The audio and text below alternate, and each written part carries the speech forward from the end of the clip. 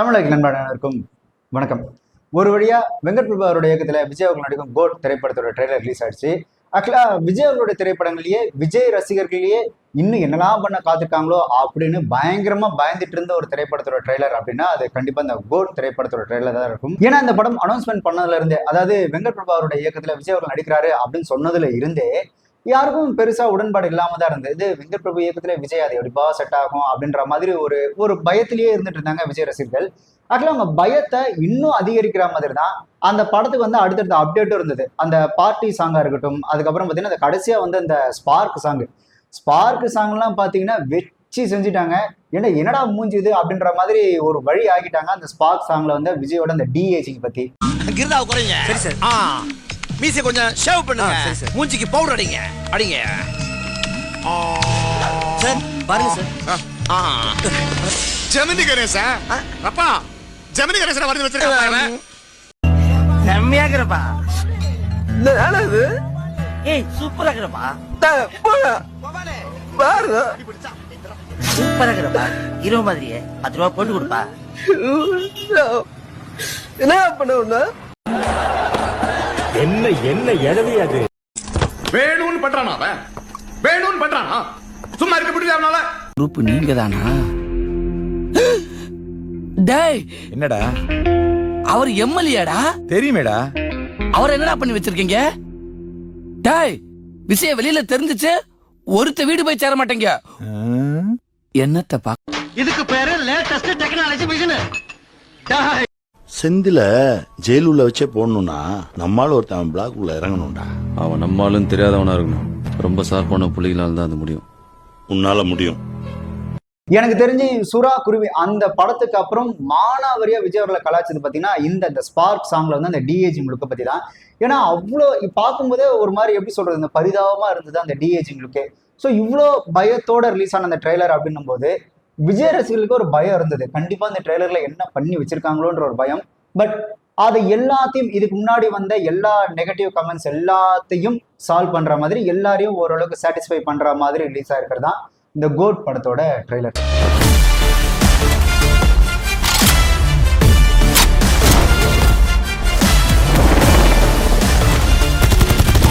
எனக்கு இந்த கோட் படத்தோட ட்ரெய்லர் பார்க்கும்போது பரவாயில்ல இவங்களாவது இப்படி பண்ணாங்களே அப்படின்னு நான் யோசிச்ச ஒரு விஷயம் என்ன அப்படின்னு பாத்தீங்கன்னா, சமீப காலம் இந்த பெரிய ஹீரோக்களோட ட்ரெய்லர் ரிலீஸ் ஆகும்போது அந்த ட்ரெய்லர்ல பாத்தீங்கன்னா அந்த கத்தி ரத்தம் வெட்டு குத்துன்னு ஒரு மாதிரி ஒரு டார்க் மோட்லயே இன்னமும் வந்துட்டு இந்த ஹீரோக்கள்லாம் பிறப்படுத்ததே மற்றவனை கொண்டு அவன் ரத்தத்தை குடிக்கிற மாதிரி தான் இருக்கணும் அப்படின்ற மாதிரி தான் சமீப காலம் இந்த பெரிய ஹீரோக்களோட ட்ரெய்லரை வச்சு உங்களுக்கு உதாரணத்துக்கு பாத்தீங்கன்னா இந்த ஜெயிலர் படமும் இருக்கட்டும், அதுக்கப்புறம் இந்த கங்குவாவும் இருக்கட்டும், ஏன் விஜயோட கடைசி திரைப்படம் அந்த லியோ படத்தோட ட்ரெய்லரும் கிட்டத்தட்ட பாத்தீங்கன்னா இந்த கத்தி குத்து ரத்தம் அந்த மாதிரி தான் பயங்கரமா இருந்து.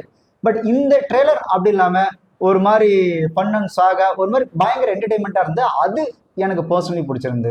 காந்தியை நினைச்சுதான் டென்ஷன். இப்பெல்லாம் அலோஃபா சுத்திட்டு இருக்காரு. வீட்டுக்கும் டைமுக்கு வர்றதில்ல. இனிமே சத்தியமா கூடாதுடா. ஏதாவது பொண்ணோட தொடர்பு இருக்கும்னு கொஞ்சம் சந்தேகமா இருக்கு. Silly moment. இந்த படத்தோட ஒன்லைன் இதுதான் அப்படின்னு சொல்லி வெங்கட் பிரபு அவர்கள் ஏற்கனவே சொல்லிட்டாங்க. அதாவது அவங்க வந்துட்டு ராம் பிளஸ் ஸ்குவாடா ஒர்க் பண்றாங்க. அப்படி ஒர்க் பண்ணும்போது இவங்க வந்துட்டு பாஸ்ட்ல ஒரு விஷயம் பண்றாங்க, அது பிரசன்ட்ல இவங்களுக்கு ஒரு மிகப்பெரிய ஒரு பிரச்சனையா வந்து முடியுது. அந்த பிரச்சனையை இவங்க எப்படி சால்வ் பண்றாங்க அப்படின்றதான் அந்த படத்தோட கற்பனை கலந்த கதை அப்படின்ற மாதிரி ஒரு ஏற்கனவே ஒன்லைன் சொல்லிட்டாரு. ஸோ இந்த கதையை கேட்கும்போது கிட்டத்தட்ட இது ஒரு டைம் டிராவல் திரைப்படமா இருக்கிறதுக்கு வாய்ப்புகள் இருக்கு. பட் இந்த கதை என்னவா இருந்தாலும் கூட ஸ்கிரீன் பிளே மட்டும் பர்ஃபெக்டா அமைச்சிட்டாங்க அப்படின்னா இந்த படத்துல சின்ன சின்ன மிஸ்டேக்ஸ் இருந்தா கூட அது பெருசா தெரியாது, ஸ்கிரீன் பிளே நல்லா இருந்தா. பட் ட்ரெய்லர் பார்க்கும்போது விஜயோட லுக் அப்படின்றது பாத்தீங்கன்னா நல்லா ஸ்டைலா ஸ்வாகா ஒரு மாதிரி பயங்கர ஃபன்னா தான் இருக்கு.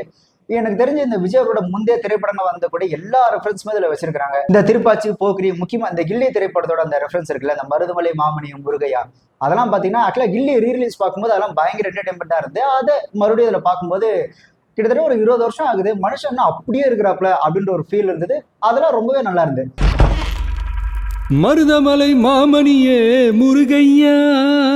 இதுல எனக்கு என்ன இன்ட்ரெஸ்டா ஒரு ஆச்சரியமா இருந்து அப்படின்னு பாத்தீங்கன்னா வெங்கட் பிரபு அவரோட அந்த தாட் தான். ஆக்சுவலா தமிழ்ல தான் இந்த ட்ரெய்லர் முடியும் போது இந்த மருதமலை மாமணியம் முருகையா அப்படின்றத வச்சிருந்தாரு. பட் இதே தெலுங்கு ஹிந்தின்னு போகும்போது இப்போ இந்த மருதமலை மாமணியம் முருகை அந்த கில்லி ரெஃபரன்ஸ்ன்றது தமிழ் ஆடியன்ஸுக்கு ஈஸியா கனெக்ட் ஆகுன்றதுனால இப்படி வச்சிருந்தாரு. பட் தெலுங்கு ஹிந்தின்னு போகும்போது இந்த மிஷன் இம்பாசிபிள் இருக்கு இல்லையா, ஸோ அதை ரிலேட்டடா கனெக்ட் பண்ணி ஒரு எண்டிங் ஒன்று கொடுத்திருந்தாரு. ஆக்சுவலா ஓகே தாட் வைஸ் பார்க்கும்போது பரவாயில்ல நல்லா தான் இருக்கு அப்படின்ற ஒரு ஃபீலை இந்த ட்ரெய்லர்லயே அவர் கொடுத்திருந்தாரு. பிளான் Z வரைக்கும் வந்து வந்துக்கிற அதே மாதிரி விஜயோட இந்த டிஃப்ரெண்ட் லுக், யங் லுக் ஒன்று, அதுக்கப்புறம் ஒரு வயசான லுக் ஒன்று, அதுக்கப்புறம் ஒரு 22 அந்த ஏஜுக்கு இருக்கக்கூடிய ஒரு லுக் ஒன்று, இன்னொன்று அந்த நாளைய தீர்ப்புல விஜய் வந்தார்ல ஒரு 18 அந்த வயசுல இருக்கக்கூடிய அந்த லுக்கு. ஆக்சுவலாக அந்த லுக்கு பார்க்கும்போது எனக்கு கொஞ்சம் சர்ப்ரைசிங்காக இருந்து, இது ஏற்கனவே வழக்கமாக சொன்னதான், இருந்தாலும் மறுபடியும் சொல்கிறேன். இந்த நாளைய தீர்ப்பு படம் நடிக்கும் போது இந்த பத்திரிகையில எழுதினாங்க இல்லையா, தகரடபா மூஞ்சி, இந்த மூஞ்சிலாம் நடிக்க வரல அப்படின்னு சொல்லி யார் கேட்டா அப்படின்னு. ஸோ அதே ஃபேஸை கொண்டு வந்து இந்த மூஞ்ச தானடா தகரடபா மூஞ்சின்னு சொன்னீங்க, இப்போ அதே மூஞ்சை பார்க்கறது நீங்களா தேட்டருக்கு வாங்கடா, நீங்க வந்து ஆகணும் அப்படின்ற மாதிரி கிட்டத்தட்ட ஒரு மாதிரி நக்கலாவோ அப்படி இல்லைன்னா இப்படி கூட சொல்லலாம், எந்த இடத்துல நீ கிண்டல் பண்ணியோ அதே இடத்துல நான் ஒரு பெரிய ஸ்டாரா தாண்டா இருக்கிறேன் அப்படின்னு நிரூபிக்கிறதுக்காக வைக்கப்பட்ட ஒரு அந்த ஒரு ஃப்ரேமா கூட இருக்கலாம். பட் அதை பார்க்கும்போது அந்த லுக் வந்துட்டு கொஞ்சம் உறுதிச்சு. பட் ஓகே, மேபி படம் ரிலீஸ் ஆகிறதுக்குள்ள இன்னும் கொஞ்சம் அதை மெருகத்தாங்கன்னு நினைக்கிறேன். எனக்கு தெரிஞ்ச அந்த நாளைய தீர்ப்பு விஜய் லுக் இருக்கு இல்லையா, அது வந்து அதோட ஆக்டிவிட்டிஸ்லாம் பார்க்கும்போது இந்த அப்பா விஜய்க்கு அகேன்ஸ்டா கிட்டத்தட்ட ஒரு நெகட்டிவ் ஷேட்ல இருக்குமோ அப்படின்ற மாதிரி எனக்கு தோணுது. மேபி அது படம் ரிலீஸ் ஆனதான் தெரியும். பட் இந்த அட்டெம்ப்ட் அப்படின்றது ரொம்ப ரொம்ப முக்கியமான ஒரு விஷயம். இந்த டிஏஜிங் விஷயம் அப்படின்றது பார்த்தீங்கன்னா ஃபர்ஸ்ட் ரொம்ப பிரபலமா வந்த ஒரு திரைப்படம் அப்படின்னு பார்த்தீங்கன்னா ஜெமினி மேன் திரைப்படம் தான். நீங்க ஜெமினி மேன் இந்த வில் ஸ்மித் அவர் நடிச்சது சில பேர் பார்த்துருக்கலாம், சில பேர் பார்க்காம இருக்கலாம். அந்த படம் ஆரம்பிக்கும் போது நல்லா தான் இருக்கும். படம் முடிய பார்த்தீங்கன்னா கிட்டத்தட்ட ஒரு அப்பா பையன் சென்டிமெண்ட் மாதிரி அந்த படத்தை கொண்டு போயிருப்பாங்க. அந்த ஜெமினி மேனுக்கு அப்புறம் அப்படி ஒரு அட்டெம்ப்ட் எடுக்கிறதுன்றது எனக்கு தெரிஞ்சு இந்த கோட் திரைப்படத்துல தான். இவங்களோட அந்த டிஏஜிங் அட்டெம்ப்ட் அப்படின்றது பெர்ஃபெக்டா சரியா அமைஞ்சிடுச்சு அப்படின்னா தமிழ் சினிமாக்கு இது வந்துட்டு இன்னொரு வழியை காட்டின மாதிரி இருக்கும். ஏன்னா இப்போ ஜெமினி மேன் படத்தை பார்த்துட்டு ஓகே நம்மளும் அதே மாதிரி முயற்சி பண்ணலாம் அப்படின்னு சொல்லி இங்க எடுக்கிறாங்க இல்லையா. இப்போ இந்த அட்டெம்ப்ட் சரியா நடந்தது அப்படின்னா தமிழ்ல வர அடுத்தடுத்த இயக்குநர்கள் வந்து ஓகே நம்மளும் இதை திருப்பி பண்ணலாம், அப்படி இதே மாதிரி நம்மளும் நம்மளோட திரைப்படத்தை பயன்படுத்தலாம் அப்படின்னு நினைக்கலாம்.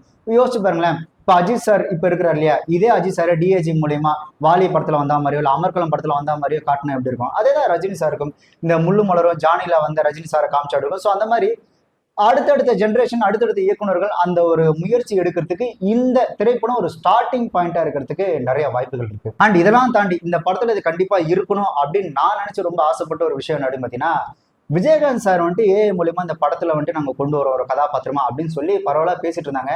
எனக்கு இதை கேட்கும்போது எப்படி இருந்ததுன்னா, அந்த லியோ படம் ஆரம்பிக்கும் போது வந்துட்டு நிறைய உருட்டுனாங்க. இந்த லியோ படத்துல பாத்தீங்கன்னா சிங்கம் தான் ஒரு மெயின் ரோல் பண்ணுது, சிங்கத்தை வந்துட்டு விஜய் தான் வளர்க்குறாரு, அந்த சிங்கம் தான் இவங்களை வந்துட்டு காப்பாத்துற மாதிரி இருக்கும் அப்படின்னு சொல்லி பயங்கரமா உருட்டுனாங்க. அந்த மாதிரி ஒரு உருட்டலா இந்த ஒரு விஷயமா அமைஞ்சிடுமா அப்படின்ற ஒரு பயம் எனக்குள்ள இருந்தது. பட் அப்படிலாம் இல்லாம எஸ், இந்த படத்துல விஜயகாந்த் சாருக்கு ஒரு குட்டி ரோல் ஒன்று இருக்கு, அவர் இந்த படத்துல வராரு அப்படின்றத இந்த படத்தோட அந்த பிரஸ் மீட்ல பாத்தீங்கன்னா வெங்கட் பிரபு அவருக்கு சொல்லியிருந்தாங்க. அதே மாதிரி விஜயகாந்த் சாரோட ஃபேமிலியும் இந்த ஒரு விஷயத்தை கன்ஃபர்மேஷன் பண்ணியிருந்தாங்க. பட் வெங்கட் பிரபு அவர் சொன்னதுக்கு அப்புறம் ஓகேப்பா விஜயகாந்த் சார் இந்த படத்துல இருக்கிறாரு அப்படின்ற ஒரு சந்தோஷம் எனக்குள்ள இருக்கு. ஏன்னா பர்சனலி எனக்கு விஜயகாந்த் சாரை ரொம்பவே பிடிக்கும். விஜயகாந்த் சாரோட அந்த போர்ஷனை மட்டும் இவங்க பெர்ஃபெக்டா நல்லா அமைச்சிட்டாங்க அப்படின்னா அது கண்டிப்பா இந்த படத்துக்கு ஒரு மிகப்பெரிய ஒரு ப்ளஸ் பாயிண்டா அமையும். ஒருவேளை அந்த விஜயகாந்த் சாரோட போர்ஷன்ல இவங்க ஏதாவது விளையாட்டுத்தனை காமிச்சாங்க அப்படின்னா அதுவே இந்த படத்துக்கு ஒரு மிகப்பெரிய மைனஸா அமையறது கூட ஒரு வாய்ப்புகள் இருக்கு. விஜய் அரசியல் ஏற்கனவே அறிவிச்சிட்டார். அவருடைய அடுத்த படத்துல கேப்டன் விஜயகாந்துக்கு ஒரு ட்ரிபியூட் பண்ற மாதிரி ஒரு கிராஃபிக்கலா ஒரு கேரக்டர் அதுல வைக்கலாம் அப்படின்ற மாதிரியான தகவல்லாம் வந்துட்டு இருக்கு. இது வரைக்கும் ஒரு 4-5 வாட்டி வந்து போயிட்டார். இந்த மாதிரி கோட் திரைப்படத்துல ஒரு ஆர்டிஃபிஷியல் இன்டெலிஜென்ஸ்ல கேப்டனை வந்து ஒரு சீன்ல நாங்க கொண்டு வர போறோம், உங்க அனுமதி வேணும் அப்படின்னு கேட்டிருக்காங்க. அதுதான் வெங்கட் பிரபுட்ட நான் சொன்னேன், சின்ன வயசுலேருந்து உன்னை பார்க்குறேன் வெங்கட், உனக்கும் சரி விஜய்க்கும் சரி நான் நோ சொல்ல முடியாது, ஏன்னா நான் கேப்டன் இடத்துலேருந்து பார்க்குறேன். சார் விஜயகாந்த் சார் வந்து ஏஐ மூலியமா நம்ம இதில் கொண்டு வரோம் அப்படிங்கிற ஒரு நியூஸ் வந்திருந்தது. அதுக்கப்புறம் வந்து பார்த்தீங்கன்னா பிரேமலதா மேம் வந்து ஒரு அறிக்கை ஒன்று விட்டுருந்தாங்க, எங்களை கேட்டுட்டு தான் இதை பண்ணணும். இல்லை அவங்களே முன்னாடி சொல்லிட்டாங்களே, அவங்க சொல்லி தான் உங்களுக்கே தெரிஞ்சது. கோட் படத்தில் வந்து எங்களை கேட்டுருக்காங்க, இந்த மாதிரி பண்ணுறாங்கிறது அவங்களே தானே சொன்னாங்க. ஓகே சார், அப்போ கண்டிப்பாக இதில் அவர் இருக்காரா? ஏன்னா இதில் இருக்கிற எல்லா எதிர்பார்ப்பு அவங்களே சொன்னப்புறம் இல்லைன்னா எப்படி? ஓகே, இதை நான் எதுக்கு சொல்கிறேன் அப்படின்னா, நீங்கள் இந்த கோச்சடன் படம் பார்த்துருக்கீங்க. கோச்சடன் பார்த்தீங்கன்னா அனிமேஷனில் வந்து நாகேஷ் அவர்களை கொண்டு வந்திருப்பாங்க.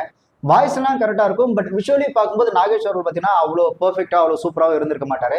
அது கிட்டத்தட்ட கொஞ்சம் கேலி குத்தாயிடுச்சு. அந்த மாதிரி இது அமைஞ்சிடக்கூடாதுன்றதுக்காக தான் இதை நான் சொல்றேன். அப்புறம் மோகன் சார் அவரை பார்க்கறதுக்கு நல்லா ஸ்டைலா இருந்தாரு. மேபி அவர் வர காட்சிகள் வந்துட்டு அவரோட அந்த பழைய படம் இந்த சங்கீத மேகம் அந்த பாட்டெல்லாம் போட்டு அவரையே வந்துட்டு ஜாலியா ஃபன் பண்ற மாதிரி கூட பண்றதுக்கு வாய்ப்புகள் இருக்கு. அதுக்கப்புறம் அந்த படத்துல எனக்கு என்ன யோசிக்கிறேன் அப்படின்னா, விஜய் அவர்களே பார்த்தீங்கன்னா கிட்டத்தட்ட ஒரு 3-4 கெட்டப்ல வராரு அப்படின்னும் போது இதுல பிரசாந்த் சார் இருக்கிறாரு, அதுக்கப்புறம் பிரபுதேவா சார் இருக்கிறாரு, அப்புறம் லைலா மேம் இருக்கிறாங்க. ஸோ இவங்கெல்லாம் இருக்கிறாங்க இல்லையா. இப்போ இவங்களுக்குலாம் இந்த ஸ்க்ரீன் ஸ்பேஸ் எப்படி ஒதுக்குவாங்கன்னு தெரியல. ஏன்னா விஜய் அவரோட அந்த 4 கெட்டப்புக்கு ஸோ விஜய் அவரோட அந்த பில்டப் ஷாட் அவரோட அந்த சீன்ஸ் எல்லாம் பார்க்கும்போது அதுக்கே வந்துட்டு ஸ்க்ரீன் ஸ்பேஸ் பத்தாதுன்னும் போது இதுல இந்த மற்ற கேரக்டர்ஸ் எல்லாரும் எப்படி அந்த ஸ்க்ரீன் ஸ்பேஸ் கொடுத்து அவங்க இது பண்ணாங்க அப்படின்றது தெரியல. ஏன்னா படம் ரிலீஸ் ஆனதுக்கப்புறம் இதெல்லாம் கண்டிப்பா ஒரு பிரச்சனையா வரும். இந்த பிரசாந்த் சார் கூட்டு போட்டு சும்மா டம்மியா பயன்படுத்துறாங்க. தெலுங்குல இந்த ராம் சரண் நடிச்ச வினோத் உதயராம் அந்த திரைப்படத்துல பாத்தீங்கன்னா அந்த டூப்ல மாதிரி வந்துட்டு போவாரு. அதெல்லாம் பார்க்கும்போது செம்ம காண்டா இருந்தது. ஸோ அந்த மாதிரி இந்த படத்துல ஆகிடக்கூடாது அப்படின்றது தான். ஒருவேளை இதெல்லாம் வந்துட்டு கம்ஃபர்டபுளா இருக்கணும் அப்படின்னா எனக்கு தெரிஞ்சு டியூரேஷன் கொஞ்சம் பெருசா இருக்க வாய்ப்புகள் இருக்கு. அப்புறம் ட்ரெய்லர் பார்க்கும்போது உங்களுக்கு தெரிஞ்சிருக்கும் சென்னையில ஒரு முக்கியமான இடத்துல பாப் வைக்கிறோம் அப்படின்னு சொன்ன அந்த இடம் அப்படின்றது சேப்பாக் ஸ்டேடியமா தான் இருக்கும். ஸோ அந்த சேப்பாக் ஸ்டேடியத்துல இந்த பாப் டிஃப்யூஸ் பண்றதுதான் படத்தோட கிளைமேக்ஸா. ஏன்னா நிறைய சீரியஸ் சீன்ஸ்லாம் அங்கதான் ஷார்ட்ஸ் காமிச்சிருக்காங்கன்னும் போது அதுதான் கிளைமேக்ஸா இருக்க நிறைய வாய்ப்புகள் இருக்கு. முக்கியமா அந்த சிஎஸ்கே மேட்சை வந்துட்டு அந்த ஸ்கிரீன்ல காட்டும்போது கண்டிப்பா நம்ம எல்லாம் என்ஜாய் பண்ற காட்சிகளா தான் இருக்கும். ஏன்னா விஜய் அவர்கள் தோனி அவர்கள் சொல்லியிருந்தாங்க இல்லையா, டெஃபினெட்லி நாட் அப்படின்ற டயலாக் பதிச்சு அந்த டிஷர்ட் வேற போட்டு வராரு. Your last game ever in yellow. Definitely not. So அதெல்லாம் படத்துல அந்த விஷுவலா தியேட்டர்ல பார்க்கும்போது கண்டிப்பா ஒரு நல்ல ஒரு சர்ப்ரைசிங் அண்ட் என்டர்டைன்மெண்ட் மூமெண்டா இருக்க நிறைய வாய்ப்புகள் இருக்கு. பட் இந்த படத்தோட ட்ரெய்லர் பார்க்கும்போது எனக்கு கொஞ்சம் விவேகம் திரைப்படத்தை ஞாபகப்படுச்சு. அந்த படத்துலயும் பாத்தீங்கன்னா டீமா இருப்பாங்க, அப்புறம் அதுக்குள்ளேயே ஒரு துரோகம் நடக்கும். இதை பார்க்கும்போது இவங்கலாம் டீமா இருக்கிறாங்க. முக்கியமா விவேக் ஓபராய் வந்துட்டு அஜித் அவருக்கு ஓவரா பில்டப் கொடுத்திருந்தாரு இல்லையா, கிட்டத்தட்ட அதே மாதிரி இந்த படத்துல பாத்தீங்கன்னா பிரசாந்த் அவர்கள் விஜய்க்கு அந்த கொடுக்கக்கூடிய பில்டப் அப்படின்றது விவேகம் படம் மாதிரி இருக்குமோ அப்படின்ற ஒரு சின்ன ஒரு கவலை ஃபீல் எல்லாமே இருக்கு. அதே மாதிரி கமல் சார் நடிச்ச அந்த விக்ரம் திரைப்படம் ஞாபகம் வந்தது. அவர் இந்த உலகத்துக்கு தன்னை ஒரு குடிகாரனாவோ ஒமனேஸ்வராக காமிச்சிட்டாரு. பட் நிஜமான அவர் வேற அப்படின்ற மாதிரி இந்த ட்ரெய்லர் பார்க்கும்போது அவர் வந்துட்டு குடிச்சு ஜாலியா சுத்துறாரு, பொறுப்பு இல்லாம இருக்கிறாரு அப்படின்னு காமிச்சிட்டு திடீர்னு பாத்தீங்கன்னா அவர் வந்துட்டு ஒரு ஏஜென்ட் அப்படின்னு காட்டுறது இருக்குல்ல. ஸோ கிட்டத்தட்ட அந்த விக்ரம் படத்தோடய லைட்டா கனெக்ட் ஆகிற மாதிரி வந்து. அதே மாதிரி நான் ரொம்ப ரசிச்சது எது அப்படின்னு பாத்தீங்கன்னா இந்த டைட்டில் போடும்போது இந்த பீஸ் படத்துல இந்த கண்ணை ரொட்டேட் பண்ணார்ல, அந்த மாதிரி ரொட்டேட் பண்ற மாதிரி காமிச்சிட்டு இந்த நாளைய தீர்ப்பு, பூவே உனக்காக, காதலுக்கு மரியாதை, அதுக்கப்புறம் இந்த திருமலை, மெர்சல்ல இருந்து இந்த கடைசியா அந்த கோட் படம் வரைக்கும் அவங்க காமிச்சது இருக்குல்ல, அது வந்துட்டு ரொம்பவே நல்லா இருந்து. எனக்கு என்ன யோசிக்கிறேன்னா அந்த விஜயோட டைட்டில் கார்டுக்கு மட்டும் 8 பேர் கொண்ட குழு ஒர்க் பண்ணலாம் தெரியல. ஏன்னா அந்த கடைசியா அந்த லியோ படத்துக்கு அந்த டைட்டில் கார்டும் பாத்தீங்கன்னா அவ்வளவு மெனக்கெட்டு பண்ணியிருந்தாங்க. அதே மாதிரி தான் இந்த படத்தோட டைட்டில் கார்டும் இருக்கு. அதே மாதிரி இந்த காந்தின்ற பேரை வச்சுக்கிட்டு குடிக்கிற மாதிரியான காட்சிகள் நீங்க எப்படி எடுப்பீங்க அப்படின்னு படம் ரிலீஸ் ஆகிறதுக்கு கொஞ்சம் முன்னாடி கண்டிப்பா யாராவது கேஸ் போறதுக்கு வாய்ப்புகள் இருக்கு. ஆக்சுவலா அந்த படம் பாத்தீங்கன்னா டெக்னிக்கலா பயங்கர ஸ்ட்ராங்கா வந்தே ஆக வேண்டிய ஒரு திரைப்படம் தான் அது. இவங்க வந்துட்டு டெக்னிக்கலா கொஞ்சம் பிசுறு தட்டினாலும், முக்கியமா அந்த டிஏஜிங் விஷயமா இருக்கட்டும், அதே மாதிரி விஜயகாந்த் சாரோட அந்த ஒரு விஷயமா இருக்கட்டும், அதெல்லாம் கொஞ்சம் இவங்க பிசுறு தட்டினாலும் கூட இந்த படம் வந்துட்டு பயங்கரமா அடி வாங்குறது நிறைய வாய்ப்புகள் இருக்கு. ஏன்னா டெக்னிக்கலா இவங்க ஒழுங்கா காட்டல அப்படின்னா எந்த மாதிரியான விளைவுகளை இவங்க ஃபேஸ் பண்ண வேண்டி இருக்கும் அப்படின்றத இந்த ஸ்பார்க் சாங்கோட அந்த சிங்கிள விஜய் அவரோட சின்ன வயசு விஜய் காட்டுறோம் அப்படின்ற பேர்ல காமிச்சு இந்த சோசியல் மீடியால வச்சு செஞ்சாங்க இல்லையா. ஸோ அதுவே இவங்களுக்கு வந்து ஒரு மிகப்பெரிய ஒரு பாடத்தை கொடுத்துருக்கும். ஸோ அதனாலவே கண்டிப்பா இவங்க வந்துட்டு அந்த டெக்னிக்கல் விஷயத்துல கண்டிப்பா விளையாட மாட்டாங்க அப்படின்னு நான் நினைக்கிறேன். பட் விஷுவலி டெக்னிக்கலாவும் இந்த டிஏஜிங்ல வந்துட்டு பெர்ஃபெக்டாவே இவங்க பண்ணிட்டாங்க அப்படின்னா அடுத்தடுத்து வர திரைப்படங்களுக்கு, அடுத்தடுத்து வர இயக்குநர்களுக்கு இந்த திரைப்படம் கண்டிப்பா ஒரு முன்மாதிரியான ஒரு திரைப்படமாகவும் ஒரு தைரியம் கொடுக்குற ஒரு திரைப்படமும் இருக்கிறதுக்கு நிறைய வாய்ப்புகள் இருக்கு. அண்ட் படத்தோட வசனங்கள் இது அரசியல் ரீதியா எடுத்தா அரசியல் ரீதியா எடுத்துக்கலாம், அப்படி இல்லைன்னா சினிமா காட்சியில் வர டயலாக் அப்படின்னாலும் நம்ம அப்படியே எடுத்துக்கலாம். முக்கியமா சொல்லணும்னா அவங்கள லீட் பண்ண போற அந்த புது லீடர் அப்படின்றது இவர் இந்த அரசியலுக்கு வராருல, ஸோ அதை சம்மந்தப்படுத்தி கூட எழுதியிருக்கலாம். உங்களை லீட் பண்ண போறது ஒரு புது லீடர். அப்புறம் do you think you can stop me, no one can stop me அப்படின்றது. ஸோ அதாவது நான் அரசியலுக்கு வரதை நீங்களாம் தடுக்கலாம் நினைக்கிறீங்களா, அதெல்லாம் முடியாது, என்ன யாராலும் தடுக்க முடியாது அப்படின்ற வசனமா கூட இருக்கலாம். ஆனா எது எப்படியோ தோனி சாருக்கு ஒரு டைலாக் செட் ஆயிடுச்சு, வயசாயிடுச்சு, ஸ்குவாடை விட்டு போய் பல வருஷம் ஆயிடுச்சுன்னு நினைக்கிறீங்களா அப்படின்னும் போது வயசானா என்ன, ஏ லைன் இஸ் ஆல்வேஸ் லைன் அப்படின்ற டைலாக் இருக்குல்ல. கண்டிப்பா பாருங்க தோனி சாருக்கு அந்த டைலாகை வச்சு இந்த சிஎஸ்கே மேட்ச்லாம் வரும்போது அதை வச்சு ஓட்டுறதுக்கு நிறைய வாய்ப்புகள் இருக்கு. வயசாயிடுச்சு, ஸ்குவாடை விட்டு போய் பல வருஷம் ஆச்சு எப்படின்னு யோசிக்கிறீங்களா? எவ்வளவு வயசான என்னையா, a lion is always a lion. So எனக்கு பர்சனலாக இந்த படத்தோட ட்ரெய்லர் அப்படின்றது ஃபன் அண்ட் என்டர்டைன்மெண்ட்டோட ரொம்பவே பிடிச்சிருந்து. இந்த ரத்த கலர்லாம் இல்லாமல் பார்க்குறதுக்கு கொஞ்சம் நல்லா பீஸ்ஃபுல்லாக நல்லா ஜாலியாகவே இருந்தது. முக்கியமாக எனக்கு தமிழில் வந்து அந்த மருதமலை மாமணி, அந்த முருகையா அந்த ஒரு எண்டிங்கும், அந்த தெலுங்கு ஹிந்தியில வந்து அந்த மிஷன் இம்பாசிபிளோட அந்த எண்டிங்கும் எனக்கு ரொம்பவே பிடிச்சிருந்தது. மருதமலை மாமணியே முருகையா பிளான் Z வரைக்கும் வந்து வந்துக்கிறேன்.